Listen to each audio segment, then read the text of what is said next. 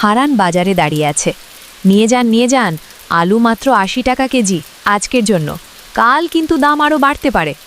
শুনেছি বর্ষার সময় জিনিসের দাম কমে, কিন্তু এখানে তো দেখছি সব উল্টো, আগুনের মতো দাম সব কিছুর। হারান বাড়িতে বসে আছে। মালতী একটি ব্যাগ ও ছাতা নিয়ে এলো। এই নাও বাজারের ব্যাগ আর এই নাও ছাতা, এখন গিয়ে বাজার করে নিয়ে এসো তো। ওমা, তুমি কি পাগল হলে? বাবা এই বৃষ্টিতে কিভাবে যাবে বলো তো?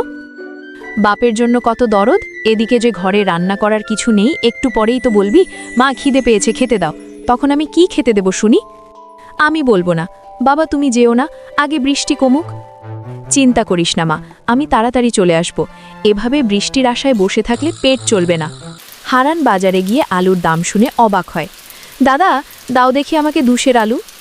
আলুর সের একদম 70 টাকা, এখন বলো কত দেব? পাগল হলে নাকি, মস্করা করছো? আলু 70 টাকা সের হয় কি করে? তখনই হারানের প্রতিবেশী পাঁচু সেখানে আসে। কি গো হারান্দা, চেঁচামেচি করছো যে বড়? করব না পাঁচু, 2 সের আলু চাইলাম আর ও বলছে 70 টাকা সের, টাকা কি গাছের পাতা নাকি? হারান্দা এখন বাজার একদম চড়া, বর্ষা চলছে তো তাই এই অবস্থা, আমি বরং চলি, বৃষ্টি আবার জোরে এলো বলে। ভাইয়া একটু দাম কমাও, এই দামে হলে তো না খেয়ে মরতে হবে। না না, 1 পয়সাও কমানো যাবে না, নিলে নাও না হলে যাও। হারান বাধ্য হয়ে সামান্য কিছু সবজি কিনে বাড়ি ফেরে। এ কি বাজার করেছ?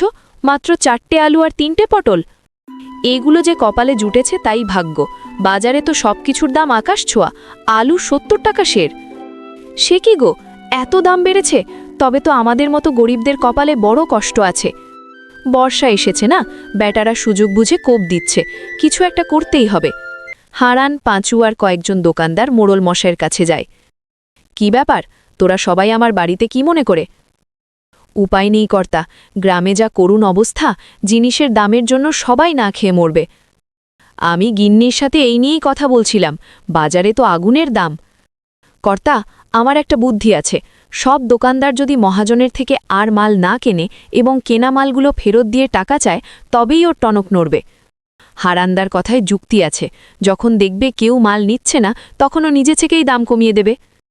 ঠিক আছে, তবে তাই হোক, তোরা সবাই মিলে মহাজনের কাছে যা। দোকানদাররা সবজির ঝুড়ি নিয়ে মহাজনের কাছে যায়। এই নিন মহাজন আপনার মাল, আর আমাদের টাকা ফেরত দিন। কেন রে, কি হলো তোদের?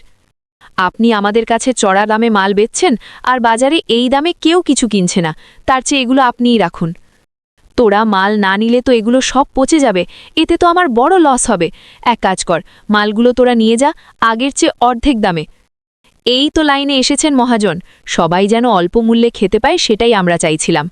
মালতী, ও মালতী, দেখো আজ ব্যাগ ভর্তি বাজার নিয়ে এসেছি।